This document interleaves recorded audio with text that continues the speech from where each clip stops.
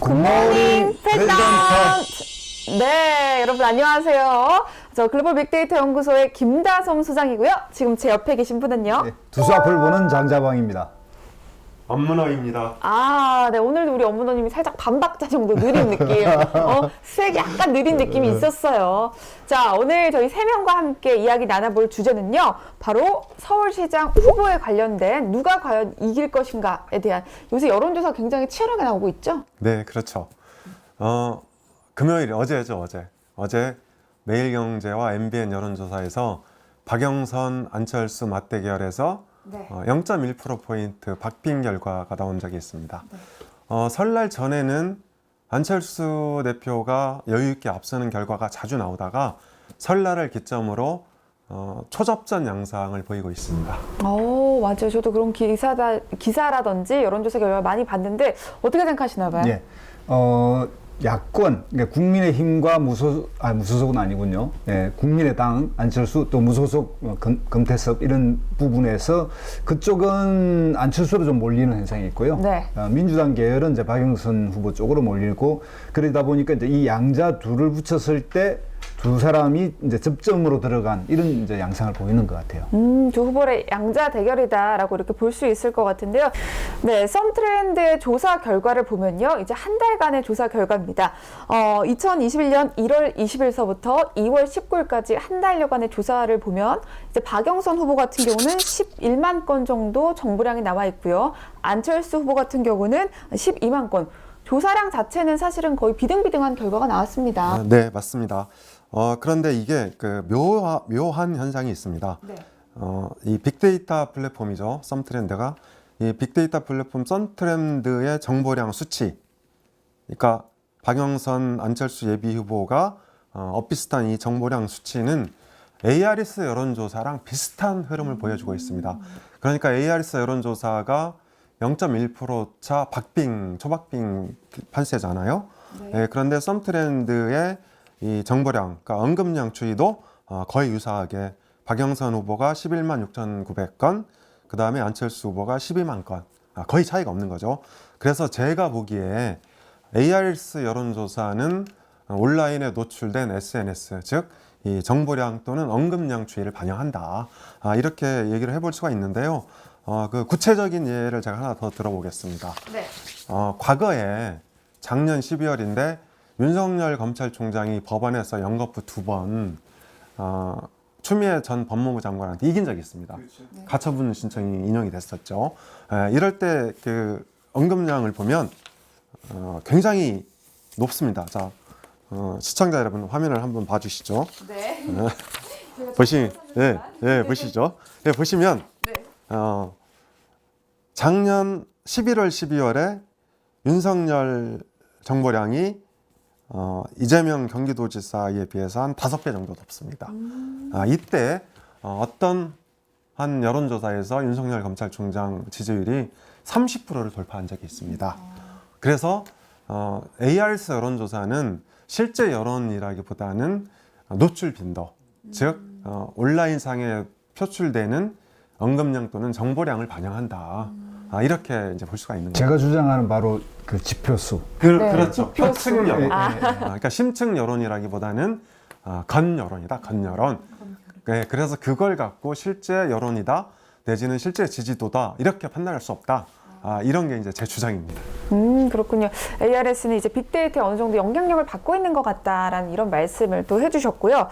그럼 계속해서 이제 연관 키워드 혹은 이제 긍정어, 부정어에 대해서 이야기를 나눠볼 건데, 박영선 예비 후보 같은 경우는 41%의 긍정성을 보였고요. 안철수 예비 후보 같은 경우는 30%를 보여서 두 후보 간에 약 11% 긍정적인 것이 차이가 났다. 또 반대로 부정성은 박영선이 이제 31%, 안철수가 부정성이 45%로 대략 한 14% 정도 차이가 나고 있다라고 볼 수 있을 것 같은데, 아무래도 이제 두 후보 간 이제 유권자들이 바라보는 시각이 또 다른가 봐요. 그렇죠. 이 감성화 비교는 박영선 또는 안철수 예비 후보가 국민들한테 또는 유권자한테 어떻게 평가되고 그렇죠. 반영되냐, 그러니까 이걸 의미하는 겁니다. 그러니까 부정적인 이미지, 긍정적인 이미지가 얼마고 중립 또는 부정 이미지 이런 것들을 그러니까 수치로 계량화한 것인데요. 이것이 여론조사는 아닙니다. 그리고 이 감성어 비교의 단점이 감성어 비교는 전국 단위의 인터넷 온라인 SNS를 정량화, 계량화한 거잖아요. 네, 그런데 이것이 서울 지역에 한정되지는 않은 단점이 있다. 다만 전국적으로 안철수 또는 박영선 예비 후보의 이미지, 긍부정 이미지를 비교해 볼 수 있다 이렇게 볼 수 있는데요. 박영선 예비 후보 이미지는 지난 한 달간 긍정 이미지가 41%입니다. 반면에 안철수 예비 후보는 그보다 상당히 낮은 30% 정도 되고요. 중립은 박영선 예비 후보가 28, 안철수 예비 후보가 25%이 정도 됩니다. 그리고 이제 부정 이미지가 굉장히 차이가 나는데 박 예비 후보가 31% 정도 되고요. 그 다음에 안 예비 후보가 45% 정도 됩니다. 그런데 이 큰 특징이 하나 있습니다. 이 감성어 비교의 긍부정 이미지는 전화 면접 조사, 그러니까 전화 면접원이 직접 전화를 걸어서 설문조사를 진행하는 전화 면접 조사 추이와 비슷한 형태를 나타나는 경우가 많습니다. 그래서 이것의 의미는 만약에 다음 달이죠. 다음 달 4월 7일 서울시장 재보궐선거에서 박영선과 안철수 예비 후보가 맞대결을 펼친다면 박영선 예비 후보가 생각보다 큰 격차로 이길 수 있음을 예고하는 지표다.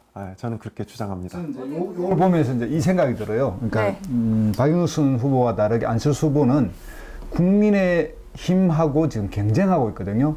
그래서 국민의힘 쪽에서 특히 이제 김종인 비대위원장이 안철수 후보에 대해서 굉장히 비판적이잖아요. 네. 그래서 안철수 후보는 그 안에도 이게 부정적 언어가 많을 수밖에 없는 거예요. 좀 대립적이고 이제 그 단일화 방법이라든지 이런 거에 의해서 부정적 검색어가 증가할 수 있는 그런 객관적 요소가 있었다. 이렇게 좀 봐야 될 것 같고요. 네. 또 하나는 뭐 안철수 후보에 대해서 이제 과거 정치 이제 10년 됐는데 이 10년의 과정 속에서 본인이 보여줬던 이제 정치 뭐랄까 이야기거리가 많잖아요, 그죠? 네, 네. 예, 뭐 이런 그대로 철수하는 거냐 이런 것부터 해서 이제 이런 것들이 이제 결합되어 있기 때문에 부정어 부분은 상당히 그런 요소도 있다. 이건 이제 그게 좀 깔려 있는 것 같고, 그게 객관적이지만 주관 다시 한 번 더 종합적 평가로서 이제 음문어가 판단하는 박영선 쪽이 유리한 방향으로 가고 있다.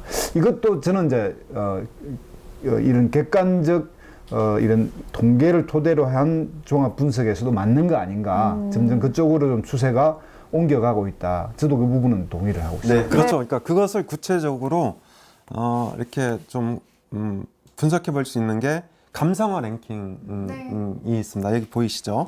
이 안철수 감성어 랭킹을 먼저 한번 검토를 해보죠. 1위에서 10위까지 쭉 나와 있죠. 나와 있는데 1위가 부정적 의미로 거부하다가 1위에 올라 있고요. 두 번째가 중립인데 궁금하다. 안철수 정체성이 궁금하다. 이런 의미로 전 읽혀지는데, 세 번째는 부정입니다. 부정은 비판하다인데, 조금 전에 장자방님이 말씀하신 것처럼 이를테면 반문재인을 정치 동력으로 삼는 안철수 예비 후보의 특징이 이 세 번째 비판하다로 나타나는 게 아닌가, 이렇게 생각이 되고요. 네 번째도 비판 이렇게 돼 있고, 다섯 번째 가야 비로소 첫 번째로 긍정 이미지가 등장합니다. 이게 긍정 희망이라고 하죠. 그다음 여섯 번째부터 열 번째가 쭉. 여섯 번째가 좀 웃기네요. 네, 웃기다가 나왔습니다. 웃기다가 나왔어요. 그렇죠. 그런데 안철수 예비 후보 특징이 약간 어눌한 말투, 그리고 좀 꺼벙한 이게 뭐라고 해요? 제스처. 그리고 이제 현실 정치인과 전혀 다른 어법, 셈법 이런 것들을 볼 때 국민들이 좀 웃기다.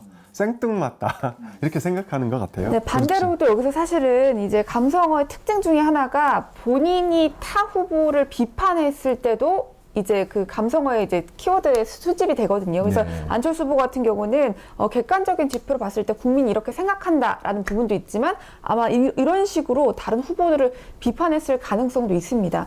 여러분 다 아시겠지만 박영선 후보 같은 경우 웬만하면 남을 비판하는 그런 공격적인 태도를 잘 취하지 않거든요. 네. 그래서 아마 긍정어라든지 중립어가 조금 더 많을 수도 있다라고 해석해 볼 수도 있을 것 같습니다. 네, 그러면 여기서 박영선 예비 후보의 감성어 랭킹도 한번 훑어보죠. 네.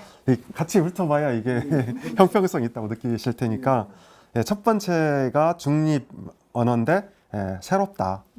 중립이라 할 수 없을 정도로 긍정적. 그렇죠. 예. 근데 이게 중립과 키워드는 약간 어긋날 수도 있는데 우리가 이 썸트렌드 들어가셔서 중립 새로운을 눌러보시면 그 구체적인 내용이 쫙 뜹니다. 그래서 다소 긍정적인 의미의 중립이다. 이렇게 이제 평가해 볼 수 있고요. 두 번째는 긍정인데 지지하다. 이렇게 나옵니다. 그리고 세 번째가 움직이다. 그리고 네 번째야 비로소 부정적인 언어, 감성어가 등장합니다. 네. 이게 이제 이게 그 단어가 논란인데 이게 뭐냐면 출마를 할 것인가 말 것인가, 중소기업 그 장관을 계속하고 있을 것인가 말 것인가라고 하는 것이 논란이기도 하기 때문에 부정으로 논란이긴 하지만 어떤 의미에서는 그냥 객관적 사실일 가능성도 그렇죠. 있어 보여요. 네, 그렇죠. 그러니까 이게 한 달치를 다 모아서 분석한 거니까 장자방 말씀이 맞을 수도 있습니다. 그리고 다섯 번째부터도 보면 긍정이 3개가 자리하고 있고 7위가 중립. 이건 좀 이상하네요. 달다. 달다? 이게 뭔 뜻이죠? 달달하다의 달달까요? 글쎄, 제가 보기에 박영선 예비 후보가 달아 보이진 않는데 이건 뭐 시청자 여러분께서 한번 이 플랫폼에 들어가셔서 달달을 한번 눌러보십시오. 그러면 그 단 것의 구체적인 이유들이 쫙 뜹니다.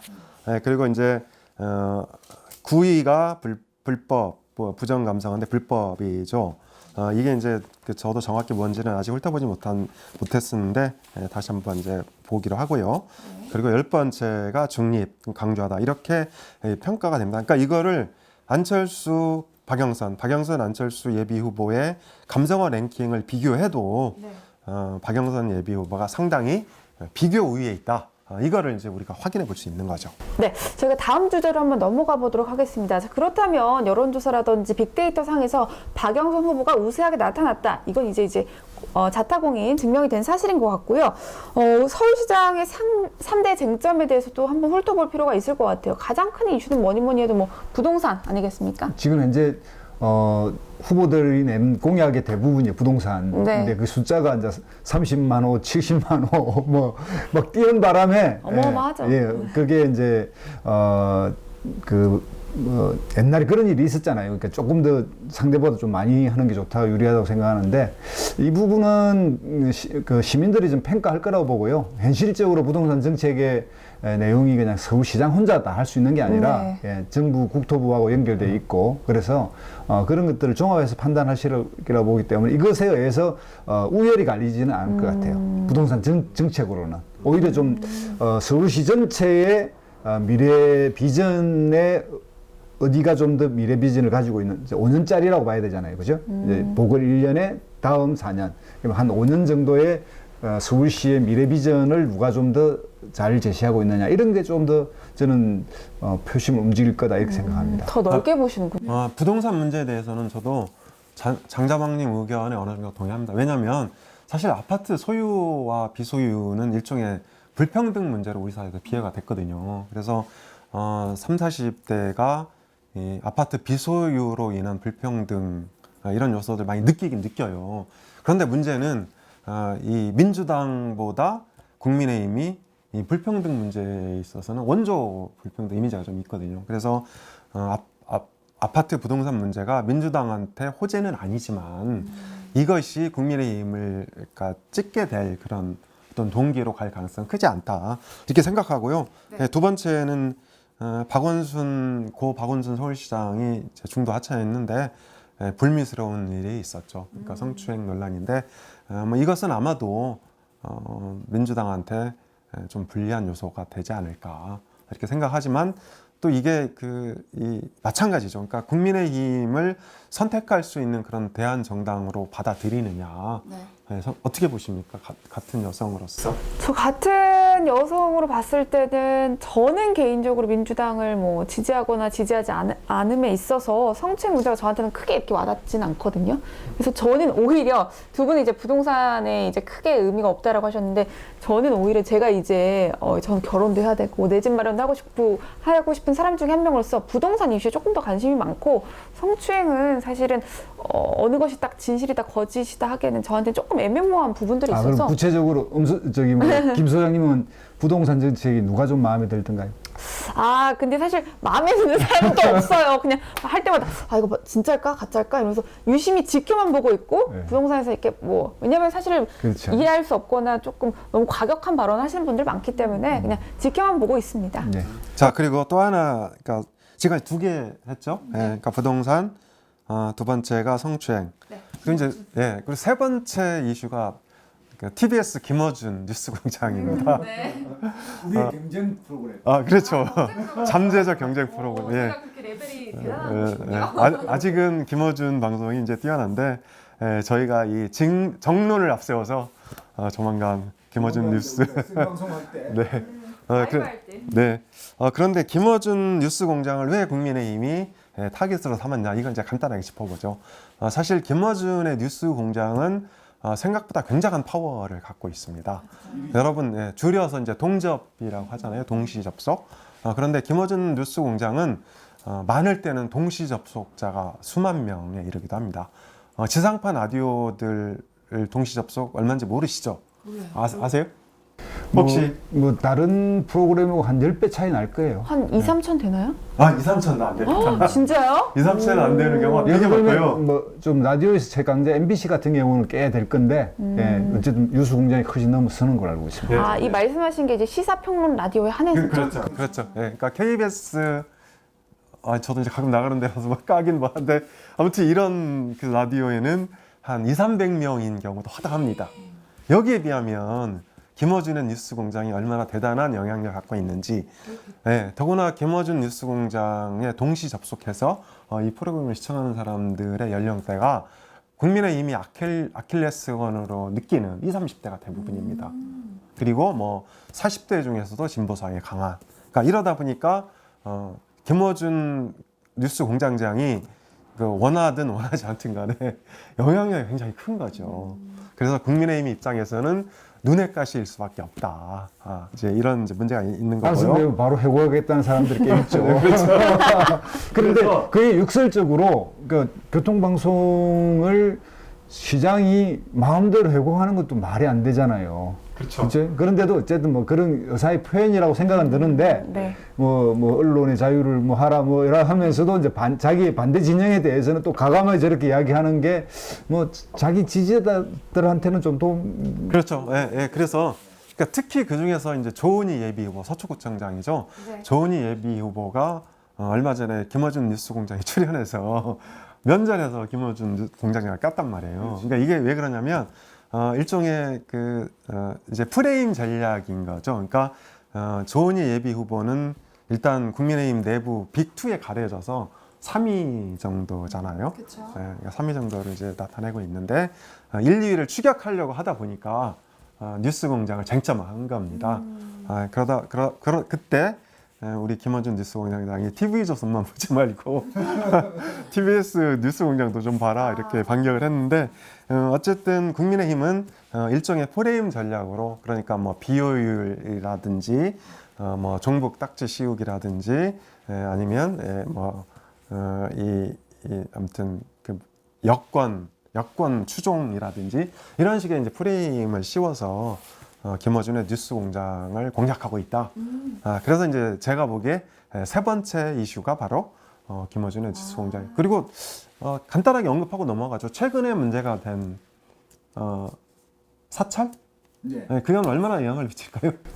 지금 사찰 문제는 서울시장 선거보다는 서울시장은 이제 그런 그 민주적인 이런 거에 민감하기는 하죠. 그래서 좀 영향이 있겠지만 이제 핵심은 부산시장 그 예비 후보인 국민의힘의 박형준 그 후보가 당시 MB 정부 시절에 홍보기획관, 그다음에 정무수석을 했기 때문에 그 4대강 사업에 대한 보고서가 이제 직접 봤다. 그리고 지금 뭐 어제부로 뭐 각 단체장의 그 일련의 그 당시에 그 MB 정부 시절에 단체장 10명 넘게 사람들의 사찰 문건이 이제 공개가 됐어요.